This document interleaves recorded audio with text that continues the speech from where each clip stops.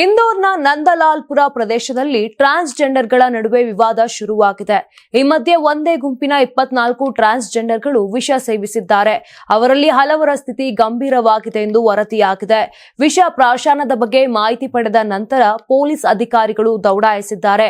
ಆಂಬ್ಯುಲೆನ್ಸ್ಗಳು ಸೇರಿದಂತೆ ಪೊಲೀಸ್ ವಾಹನಗಳಲ್ಲಿ ಟ್ರಾನ್ಸ್ಜೆಂಡರ್ಗಳನ್ನು ಆಸ್ಪತ್ರೆಗೆ ರವಾನಿಸಲಾಗಿದೆ. ಪ್ರಾಥಮಿಕ ತನಿಖೆಯಲ್ಲಿ ಫಿನಾಲ್ ಸೇವಿಸಿರುವುದು ತಿಳಿದು ಬಂದಿದೆ. ಹೀಗಂತ ಹೆಚ್ಚುವರಿ ಡಿಸಿಪಿ ರಾಜೇಶ್ ದಂಡೋಟಿಯಾ ಹೇಳಿದ್ದಾರೆ. ಇನ್ನು ಸೇವಿಸಿದ ವಸ್ತುವಿನ ನಿಖರ ಸ್ವರೂಪವನ್ನು ಹೆಚ್ಚಿನ ತನಿಖೆಯ ನಂತರ ನಿರ್ಧರಿಸಲಾಗುತ್ತದೆ ಎಂದು ಹೇಳಿದ್ದಾರೆ.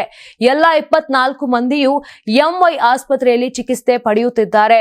ಸಿಎಂಎಚ್ಒ ಡಾಕ್ಟರ್ ಅಸಾನಿ ಮತ್ತು ಇತರೆ ವೈದ್ಯರು ತಂಡದಿಂದ ಚಿಕಿತ್ಸೆ ನೀಡಲಾಗುತ್ತಿದೆ. ಸದ್ಯ ರೋಗಿಗಳು ಸ್ಥಿರವಾಗಿದ್ದಾರೆ ಮತ್ತು ಅವರ ಚಿಕಿತ್ಸೆಯು ಪೊಲೀಸರ ಮೇಲ್ವಿಚಾರಣೆಯಲ್ಲಿ ನಡೆಯುತ್ತಿದೆ ಎಂದು ವರದಿಯಾಗಿದೆ.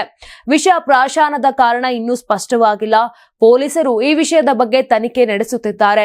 ಇತ್ತೀಚೆಗೆ ಟ್ರಾನ್ಸ್ಜೆಂಡರ್ ಮಹಿಳೆ ಮೇಲೆ ಅತ್ಯಾಚಾರ ಎಸಗಿದ ಪ್ರಕರಣ ವಿವಾದ ಸ್ವರೂಪ ಪಡೆದುಕೊಂಡಿದೆ.